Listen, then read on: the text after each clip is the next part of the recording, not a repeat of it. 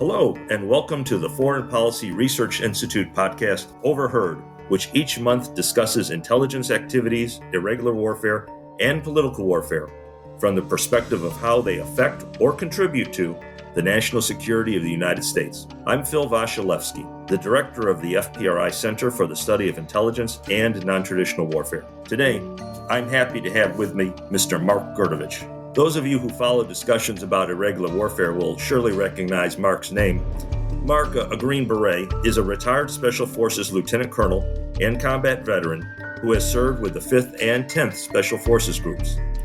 He has also served at the Army's John F. Kennedy Special Warfare Center and School, the U.S. Army Special Operations Command, the White House Military Office, and at SOCCENT, which is the Special Operations Command for Central Command. His service includes multiple deployments to Bosnia, Iraq, Afghanistan, and various crisis response operations in Africa. Since his retirement, he has worked as a strategic planner at the U.S. Central Command and as an adjunct faculty member and course director for the Joint Unconventional Warfare course at the Joint Special Operations University. Mark Grdovic is also the author of a recently published book, Those Who Face Death: The Untold Story of Special Forces and the Iraqi Kurdish Resistance, a story of how U.S. Special Forces infiltrated into northern Iraq to distract Iraqi forces from the conventional American invasion in the South in 2003. Now, one of the reasons we're speaking with Mark today is because he has just written an article for FPRI that can be found at our website at fpri.org. The article, Breaking the Glass Ceiling of Irregular Warfare, discusses the boom and bust cycle of irregular warfare in the Department of Defense, where the topic of irregular warfare is either subject to great attention and enthusiasm or relegated to the Pentagon's island of misfit toys to be subjected to disdain and inattention. My words for the last part, not Mark's. Mark's article discusses one of the possible reasons for this cycle of boom and bust attention for irregular warfare. And that is because, in his view, the actual essence of what is irregular warfare is not well understood in the Pentagon, starting with the several different official definitions they have for irregular warfare.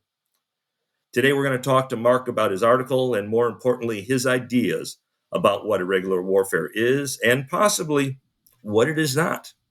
Mark, welcome to Overheard. Thanks very much for having me. It's a great pleasure to be with you. Thanks. It's good to see you again. Mark, could you please tell our audience what is the basic thesis of your article? Sure. Well, first, I would also like to point out, you and I first really met face-to-face and started talking about this at a conference just about a year ago in Annapolis, a great irregular warfare conference, if you recall.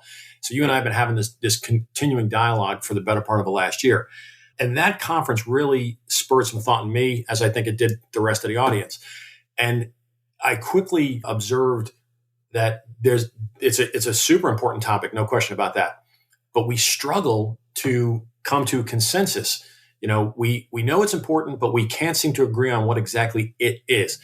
From my educational and historical background, I quickly always default to we've been here before. There's periods sometimes I think in the article I referred to as epics.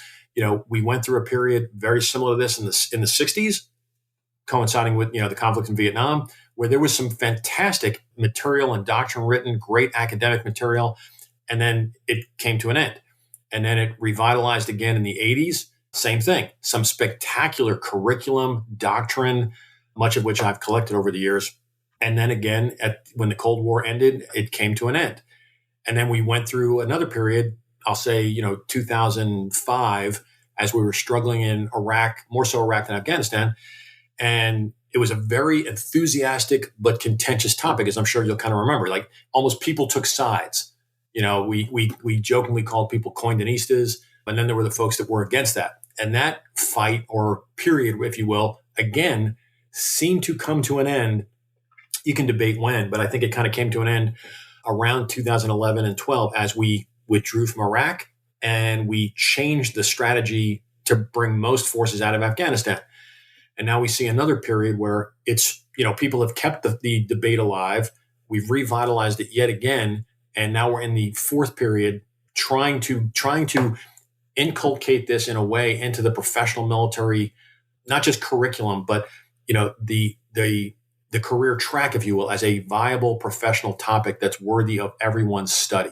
So we're in that again. And the premise of my article or the conversations we've had is that, we need to be aware that we've tried this and failed before. So why didn't it stick? And are we going down the same path as our predecessors, or are we actually addressing something different that has a better chance of correctly indoctrinating this and inculcating it into the military structure? And as you said, I bring up some points, but the bigger point I think is really looking at the historical challenges of the boom and bust, as you put it. The most important thing you want to do when you're starting out an endeavor is have the fundamentals right. And one of the key fundamentals is, what is it you're out to do? Your article starts with a quote from Clausewitz.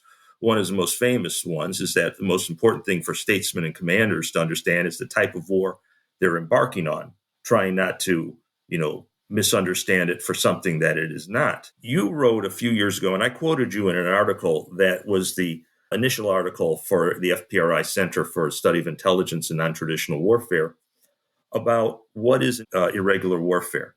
Even then, there was much debate about the definition, and the definition has changed since the article came out in 2023. You preferred a definition. I'm going to read it here. You know it, but for our listeners, irregular warfare is a methodology of waging warfare that degrades an opponent's resolve, legitimacy, or capabilities while simultaneously mitigating their strengths and avoiding direct conflict. The associated activities are generally carried out by some variety of irregular forces. How does this definition differ from others, and why did you come up with it? Well, yeah, it's a great question. I was one of the people, the many people involved in the 2009, 8, 10 period debating the topic then. And I was in a lot of planning groups. And I specifically remember a British officer said, hey, we do not agree with your current definition. At the time, one of the things we were all saying was, it seems like the majority of the military's activities are more often than not irregular warfare than conventional World War II style warfare. And a few people in the room, particularly the British officer I'm talking about, had a problem with that, saying my military will not sign off on the majority of what we do is irregular. So at that point, I proposed a comment that I said, hey, maybe we should distinguish the counter activities as being distinctly different than the irregular activities, like we're countering them. There's a little bit more to it that I'll get into in a second. The international partners in the room immediately said, hey, we would sign up on that right now, but it didn't stick. But it stuck in my head as the first genesis of the thought that, hey, maybe there's value in distinguishing this and not trying to lump it all under one umbrella. Because it seems like that's been so much of the contentious debate with the definition that we're trying to figure out how to fit too much under it, and it just never seems to perfectly fit. Yeah, I was struck by your argument in the article that describes that actions to counter adversary irregular warfare operations such as counterinsurgency and counterterrorism may not really be part of irregular warfare. And I'm not sure if exactly that's what you're trying to get at, but here's my thought when I read that. I thought it was very thought-provoking. And my thought is, are not insurgency and counterinsurgency, terrorism and counterterrorism, actually two sides of the same coin that is irregular warfare? If you have an insurgency, you will have a counterinsurgency. If you wish to dispense with terrorism, you're going to have to conduct counterterrorism. And it's helpful because if you properly understand the principles of an insurgency, you can develop a successful counterinsurgency effort. So does this not argue for making counterinsurgency and similarly counterterrorism a part of irregular warfare? Or what am I missing? If not, What are these operations then if they're not irregular warfare? So it's a great question. Let me dissect this a little bit, because a lot of times in these debates, I've seen, we've all seen, I'm sure, dozens of examples where somebody comes in and says, hey, I have a new idea. I have a new definition. And the starting point is almost arguing, I'm going to call it the course of action without understanding the situation or the enemy situation. So having said that, what I mean by that is, yes, your example, insurgency and counterinsurgency are two sides of the same coin. Counterterrorism and terrorism are two sides of the same coin. But if you think about it, we don't try to define terrorism as it includes terrorism and counterterrorism. We don't define insurgency as it involves insurgency and counterinsurgency. Like, we recognize mentally those are distinctly different things, and in those cases, granted, those are operations. We don't try to get an umbrella term that encompasses both sides of that coin. So that's sort of one comment. Your point is so important, though, I want to make sure I said this correctly, to properly apply the techniques, the operational approach or the strategy. You have to understand the principles of your opponent. In this case, terrorism, insurgency, or something similar to that. The way that this current debate has been framed, whether you call it in doctrine or in the documents, if you will, we start to skip that. We start to jump past that and get right to let's talk about the list of operations you need to understand without, and I'll elaborate on this in a little bit, but without actually developing a fundamental understanding of what is this form of warfare to go back to the current shape of the definition. Because like what I mean by that is, and you and I are about the same age.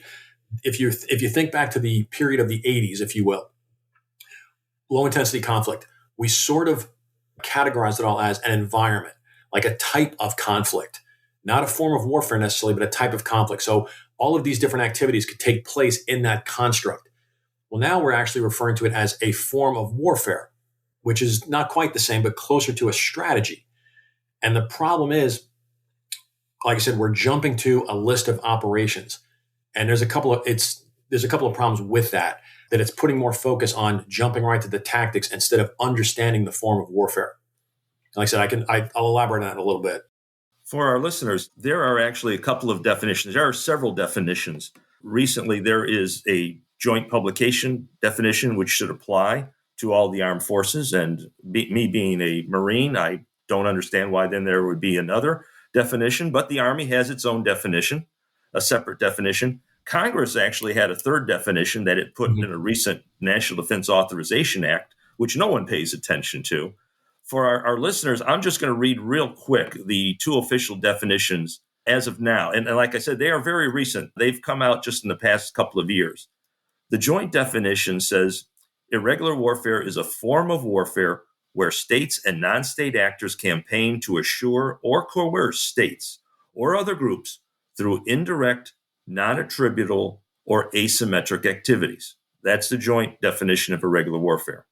The U.S. Army definition defines irregular warfare as the overt, clandestine, and covert employment of military and non-military capabilities by state and non-state actors to achieve policy objectives other than military domination against an enemy, either as the primary approach or in concert with conventional warfare.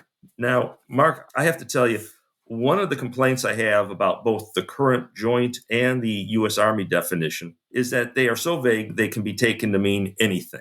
And as you referenced earlier, the first time we met face-to-face was at the Conference on Irregular Warfare Lessons Learned that was jointly sponsored by FPRI and the DoD's Irregular Warfare Center. At that conference, I heard a Deputy Assistant Secretary of Defense basically describe irregular warfare as, quote, everything left of bang.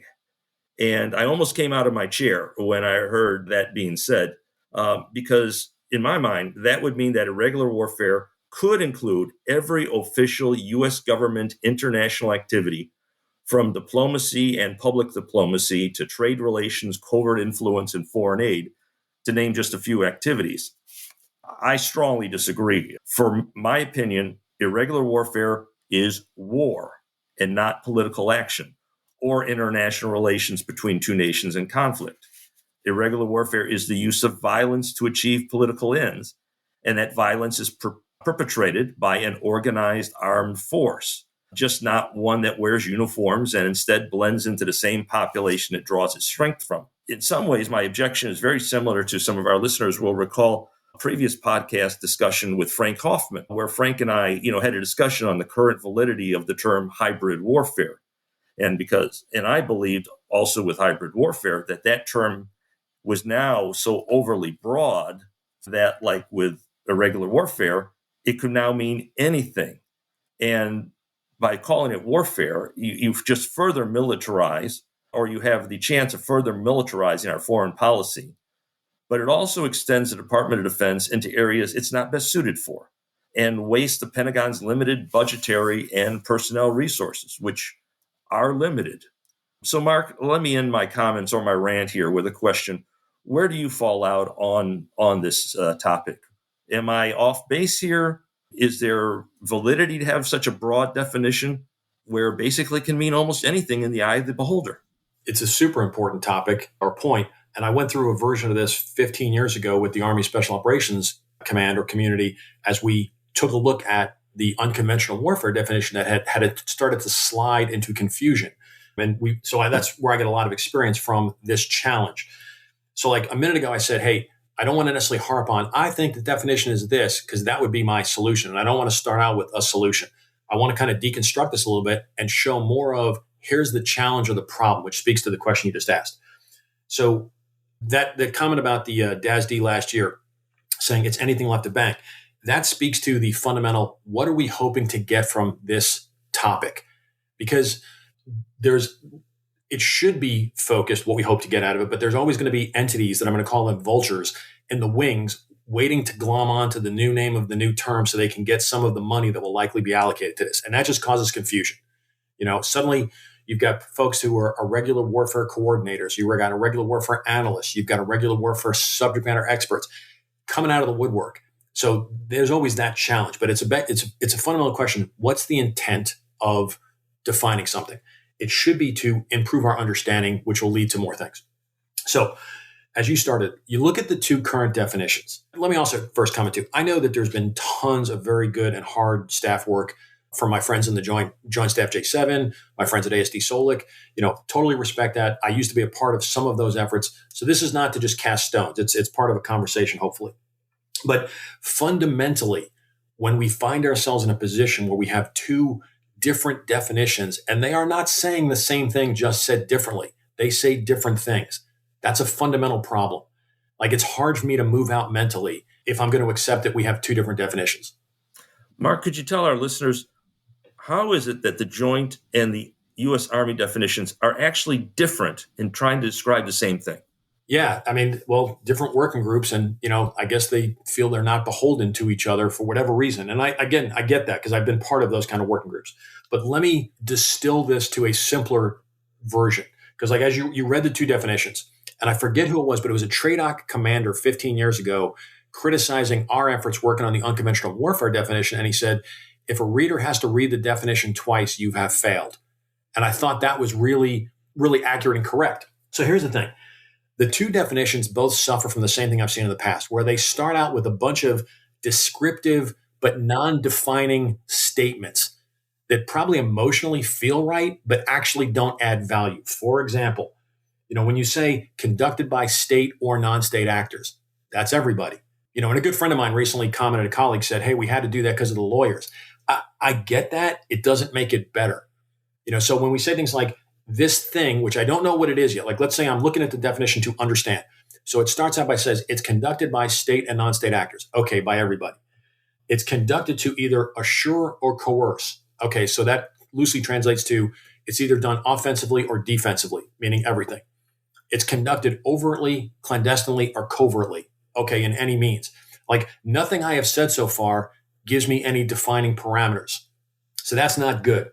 So when I've actually done this where I take a black Sharpie and I will line through lines like that in a paragraph, and that leaves me with one defining statement per definition. In the joint definition, the only thing it leaves is conducted by indirect, non-attributable, or asymmetric means. Okay, that's something. It's not a lot to work with, but it's something. The Army definition, the only thing it leaves me with is to achieve objectives other than military domination against an enemy. Okay, I kind of understand that. So where we are now is the joint definition is focusing on methodology, the how, indirectly, non-attributable, or asymmetric. The Army definition is focusing on effects, two different things.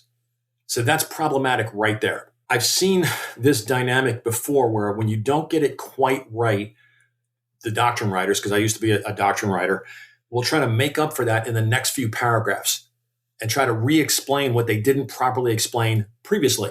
So what you get in most documents is a bunch of now follow-on descriptive paragraphs or declarative statements, but still not defining it. And like what I mean is, if you look at the DoD directive that just came out or any other documents, you will see paragraphs that say things like, this is really important. Irregular warfare is not only conducted by SOF, it's also conducted by the joint force. Those are not necessarily untrue statements, but again, it's like you're trying to convince me that I need to take this seriously, but you're still not telling me what it is. It's conducted through the full spectrum of conflict. It's conducted in support of LISCO. Oh, these are all, they're necessarily true statements, but you're not defining anything. So as the reader, I didn't particularly fully understand your definitions. I'm now reading your declarative statements, and I'm getting an emotional feeling like this is kind of serious, but I still don't know what it is. And in both cases, whether it's the joint documents or the Army documents, we now jump to the third component of this. I'm going to list a series of operations and tell you, and it usually consists of these core operations and activities. And again, that emotionally feels like we're getting closer to clarity. For the joint definition, it's 5 core activities. For the Army, I believe it's 12. Now, here's where this gets tricky, and this is where you see the disconnect. Either one of them, the 5 or the 12, the vast majority, if not all of them, are conducted by Special Operations Forces. So somewhere earlier on, you told me that this is important to the regular force. You told me that it's not only SOF, but then you showed me a list of definitions, operations, that I don't conduct any of those as a infantry squad leader. Like, how does this translate to me? And it just creates a degree of a disconnect. Something you mentioned earlier about the principles, understanding that. It's worth looking at if your listeners haven't gone to specifically look at this. Look at those lists. You will notice also, I would say 90% or better of those activities are counter activities. They're not conducting irregular warfare. So now we're focusing on the counter, which is important. They're very important activities. But if I were to build a curriculum based on the core functions and activities, where do I learn what an adversary might be doing, those principles you spoke about that would inform my counterinsurgency strategy, that would inform my counterterrorism approach? We've kind of just skipped those out. And it's almost like we're telling the reader, don't worry about the what anymore, just focus on the how. And we're starting to devalue the potential value. Going back to your DASD's comment, the DASD's comment from a year ago, we're starting to lose the value of what are we trying to understand? Am I trying to just memorize a list of tactics because that will encompass the totality of this topic? I don't think that really achieves it for us. Yeah. That's kind of long-winded. No, thank you. That was a great explanation. And again, what concerned me about the Deputy Assistant Secretary of Defense, the DAS comments, was that it's about activities left of bang, which is not what the then further definition goes into. And then I thought to myself, well, if irregular warfare, which I've been involved in for just about all of my adult life, is left of bang, then who was it that was shooting at me all those times in Afghanistan and Iraq, and not to mention other places? So that is, one of my concerns. It takes the focus off of where it should be, which is the areas you've described, which is in unconventional warfare or possibly in counterinsurgency or in the support of insurgencies and understanding insurgencies. And for our listeners, I quote Mark in the article, The Constant Fight, which describes the differences in definitions and the problems in this, not from a perspective to get lost in the weeds of how many, doctrinal angels can dance on the, head of a pin sort of thing, but so that we understand when we're talking about irregular warfare across the U.S. government, not just the Department of Defense, the Department of State, Central Intelligence Agency, and all other facets of national power, what it is and what we should be involved in. Because it is the type of war that I don't want to say we're not good at, but it's the one that challenges us the most. And it's also the type of warfare that we are involved in the most, certainly in our nation's history. And that's why I believe that this topic is of importance, and understanding it is the first part of getting it right. But Mark, let me give you the final word here. And I'm going to ask you kind of to conclude our conversation by, describe to our audience, why is it that irregular warfare, and I think our audience has a general idea of what it really is important to the United States from a national security standpoint? And what are your recommendations regarding the Pentagon's terminology, but also preparation for and possible conduct of irregular warfare for the future? Yeah, it's in 5 minutes or less too. Of all. Yeah, no, absolutely, too easy. So all the things we just talked about now, at least the way my brain works, I go back to, hey, what are we trying to get out of this? And now I'm going to kind of lead to, here's what I think it is. And you heard my definition, but in simple layman's terms, I'll explain it that I do think it's a form of warfare or a strategy. As I tried to articulate it in the one I wrote, it's used by someone conducting it to offset a superior an adversary with superior capabilities and strength. In most cases, that's the United States. So my point to that is, where this is valuable to the United States is less about us conducting it. And what I mean by that is we do have an ability within the U.S. military to conduct irregular warfare. But more often than not, we are the recipient of it because the adversaries that we are facing don't have other good options. So it makes complete sense. So when you look at, the 20 years of the GWAT, the 15 years of Vietnam, and all of the stuff in between, the conventional force needs to understand this so they can recognize it and defend themselves to protect their own equities, capabilities, objectives, campaigns, whatever you want to call it. And then they also need to be very aware and smart about all the counter activities. Now, I never like to get too rigid in, hey, I'm creating a new term. That's not my intent. If somebody wants to just draw a gigantic circle and explain their counter activities and conducting activities in one circle, that's fine too. It doesn't really make a difference to me. But the real value for this is understanding how an adversary would apply this to offset the United States' strengths and make these things a weakness for us, to erode our capability. And if you think back to, 15 years in Vietnam, and we came into Vietnam and largely didn't ever want to talk about coin again. And, for those of us that are old enough to kind of remember, the military was sort of convinced it was a decision we could make that we're not going to talk about counterinsurgency again. Unfortunately, the world had different intentions, and so did our enemies. Well, yeah. And it's heartbreaking to me in a way that we suddenly in 2002, 3, and 4 accidentally found ourselves in, pretty sophisticated counterinsurgency fights, and our depth of knowledge was insufficient. We had almost no doctrine written, no curriculum in any of our schools. And to me, that's horrifying to know that we're the country that fought a 15-year counterinsurgency war, in Vietnam, and we had to relearn a lot of those lessons a very hard way. And that kind of breaks my heart.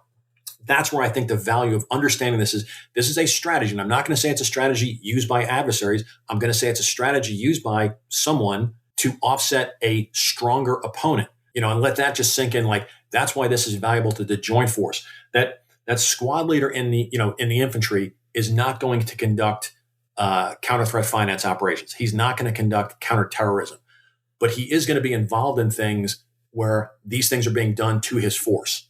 And I hope that's a sort of clear expression where I think the value really resides. I will give you one other example, and I hope this makes sense. This is actually one thing I meant to say before. Something else that's really unique about this on the counter and conducting spectrum, if you will, again, we're all military guys. We think a certain way. We've been raised a certain way, in our education. So we think of conflict like two boxers fighting. The difference is maybe one boxer's red and one boxer's blue, but they're the same of each other. They're a mirror image. They're facing each other. That's how we think of conflict. That's not the way it works in this fight. And if you recall, I talked about an article I wrote a long time ago where I said it's more like two lawyers in a courtroom fighting. They are not physically fighting each other. They're fighting for, the jury, which in some cases in the analogy is like the population. If you don't approach the fight with the right mental construct, you will be like a lawyer showing up in the courtroom in a boxing outfit, ready to, physically fight. And the results will be as you would expect. It's important to even just mentally understand, if you understand the construct of conducting irregular warfare that I talked about, which is predominantly conducted by proxies, insurgents, terrorists, irregular forces. If you understand that, the counter activities are not the opposite of it. This goes back to, I know we all would say it's two sides of the same coin, but the counter activities, like the two boxer analogies, are not just mirror images, meaning you've probably heard me say the solution to fighting irregular warfare is not more irregular warfare. It's something that's shaped very, very differently. And that's different than our maneuver warfare experience. In maneuver warfare, the side that maneuvers better will win. In irregular warfare, the side that does irregular stuff better, that's not how one side wins. The counter activities are completely different and not a mirror image. So I hope that kind of makes sense why I think it's important to distinguish the definition and not try to go after this singular umbrella that encapsulates the conduct of it and the counter activities of it. Thanks, Mark. That's been great. And I'll tell you, your article has given me a lot to think about, including the own definition that I put for FPRI of irregular warfare for our studies here at the center. And I really want to thank you for appearing on our podcast today. And I also want to thank our loyal audience for tuning in to another Overheard podcast to get different perspectives on intelligence activities, irregular warfare, and political warfare. We hope at FPRI you'll continue to listen in and recommend us to your friends. If you enjoy these podcasts, please visit the FPRI website and subscribe to our mailing list to receive updates on future podcasts and other FPRI events. Please also consider joining FPRI and donating to it to support our efforts to provide the public and policymakers with fact-driven, nonpartisan analysis about the most pressing foreign policy and national security issues facing the United States. We look forward to you joining us again next month in 2026. Please have a happy holiday season, a Merry Christmas, and a Happy New Year. Goodbye.